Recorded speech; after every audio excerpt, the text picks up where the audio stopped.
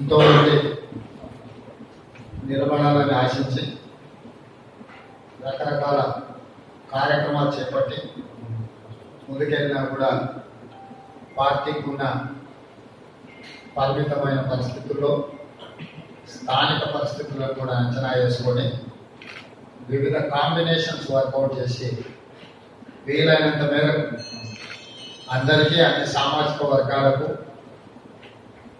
ఒక మంచి న్యాయం చేసి ఒక మంచి సందేశాన్ని మన మల్కాజ్గిరి పార్లమెంటు నియోజకవర్గం నుంచి రాష్ట్రం నలుమూలలా కాంగ్రెస్ పార్టీ శ్రేణులను ఉత్తేజపరచడానికి కాంగ్రెస్ పార్టీ యొక్క భవిష్యత్తు మల్కాజ్గిరి పార్లమెంట్లో పోటీ చేస్తున్న జిహెచ్ఎంసీ కార్పొరేటర్గా మీ చేతిలో ఉంది.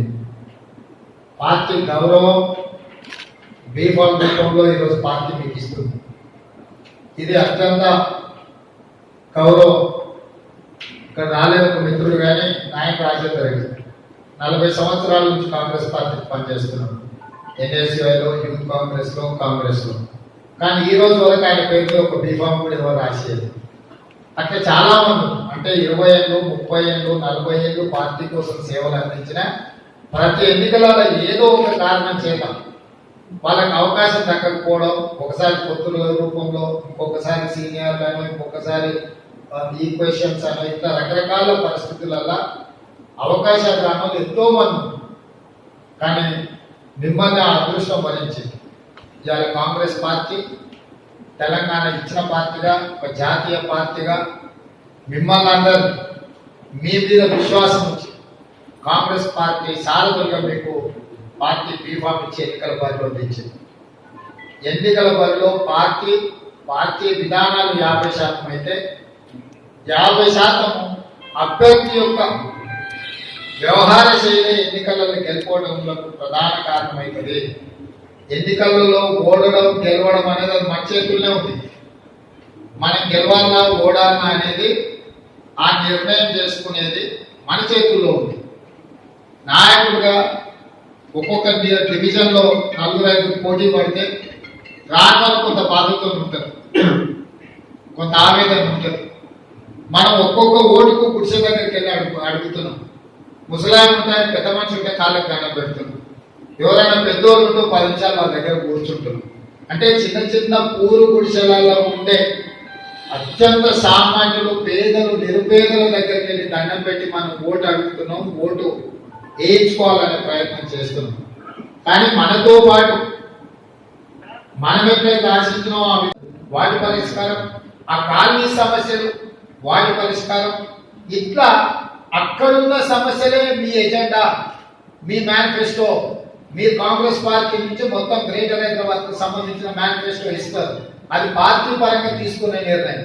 కానీ కార్పొరేటర్లుగా, అభ్యర్థులుగా మీరు నిర్ణయించుకోవాల్సిన మేనిఫెస్టో, మీ బస్తే మీ మేనిఫెస్టో, మీ సమస్యలు వాటి పరిష్కారమే మీ మేనిఫెస్టో.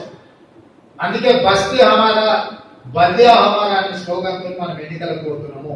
మీరు మిగతా అన్ని మర్చిపోండి. బస్తీలలో సమస్యలని పరిష్కరిస్తామన్న నమ్మకం, విశ్వాసం అక్కడ ఉన్న వాళ్ళకి మీరు కల్పించినట్టు మీరు కార్పొరేటర్లు అయినట్టే.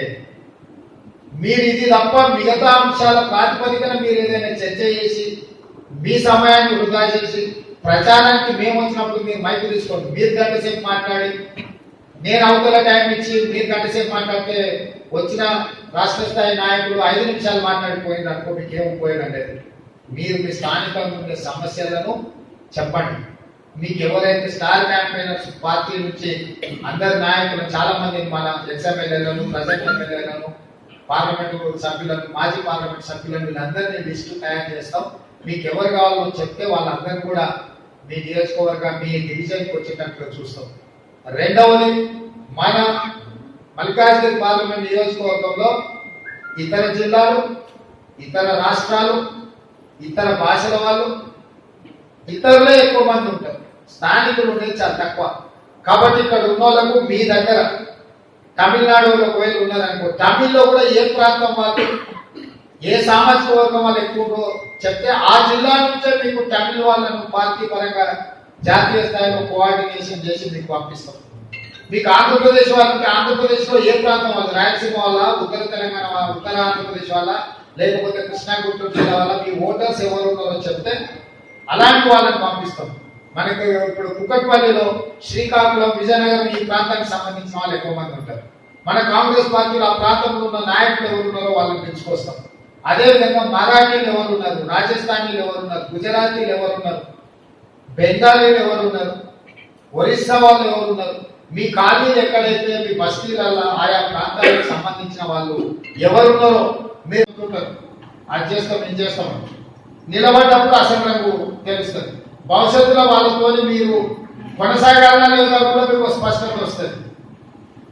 కాబట్టి వీటన్నిటిని దృష్టిలో పెట్టుకొని మీరందరూ ఒక అవగాహనతోటి మీరు ముందుకెళ్ళండి. మీకు ఏ సమస్య వచ్చినా మన మంచి నాయకులు మీ నియోజకవర్గాలకు ఇన్ఛార్జ్ చేసిన సీతక్క కావచ్చు, విజయరమణ కావచ్చు, లేకపోతే బలరాం నాయక్, చామలకిరణ్ రెడ్డి గారు కావచ్చు, పటేల్ రమేష్ రెడ్డి, మధురంగారెడ్డి కావచ్చు, ఇట్లా ప్రతి దగ్గర మంచి నాయకులను మీకు అందుబాటులో పెట్టినాం. మీరు అడగంగానే వాళ్ళు ఆ సమాచారం ఉపయోగం నన్ను డైరెక్ట్ మీరు అప్రోచ్ అవ్వాలంటే కొంత ఇబ్బందులు వచ్చు. ఇప్పుడు నేను మీటింగ్లలో ఉన్నాను, ఒక గంట పైన ఏ ఫోన్ తీసుకుంటున్నాను. పిసిసి గారు కూడా ఏదో ఫోన్ చేశారంటే మీతో, ఎందుకంటే మీతో మిమ్మల్ని మాట్లాడి పంపిస్తే మీ పని మీద మీరు ఉంటారు.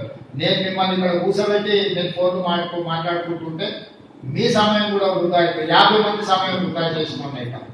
అందుకోసమనే ఫస్ట్ రాగానే ఇవాళ యాక్చువల్ 4 గంటలకు షార్ప్గా మాట్లాడి 5 o'clock మిమ్మల్ని పంపిద్దాం అనుకున్నాం. కానీ బుద్ధిబులాలు అనుకోకుండా మన అభ్యర్థి నామినేషన్ తిరస్కరణ, ధర్నా, లాఠీ చార్జ్, మన వాళ్ళకి దెబ్బ తరగడం, నేను వాళ్ళని హాస్పిటల్లో చేర్చి వాళ్ళని పరామర్శించి వాళ్ళ మంచి చెడ్డలు చూసుకొని వచ్చే వరకు కొంత ఆలస్యమైంది.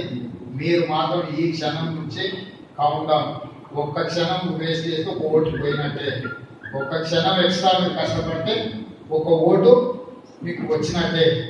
కాబట్టి వీటన్నిటిని దృష్టిలో పెట్టుకొని మీ అనుభవం ఉన్న వాళ్ళను దగ్గరికి తీసుకొని మీరు ఎన్నికల్ని నెగ్గాలి.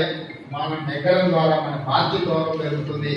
మీరు నెగ్గడం ద్వారా నేను తలెత్తుకోవడానికి అవకాశం ఉంటుంది.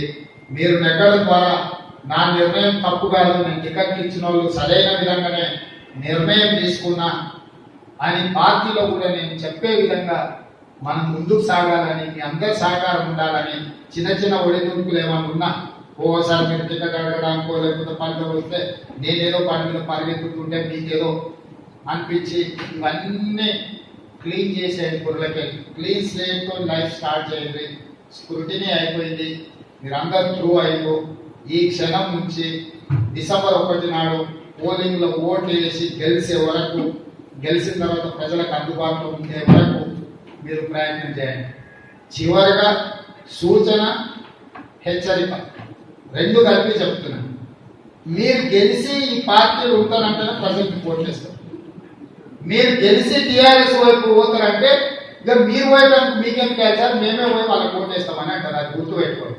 ఇవాళ రేవంత్ రెడ్డి మల్కాజ్గిరిలో ఓటేసారు ప్రజలు, ఎందుకంటే ప్రభుత్వం మీద వాళ్ళ కోపం ఉంది. ఆ కోపాన్ని ప్రదర్శించాలంటే నేను ఓటేసినైనా తప్పకుండా నా కోపాన్ని వాళ్ళ మీద ప్రదర్శిస్తాడు అనుకున్నందుకు నాకు ఓటేసారు.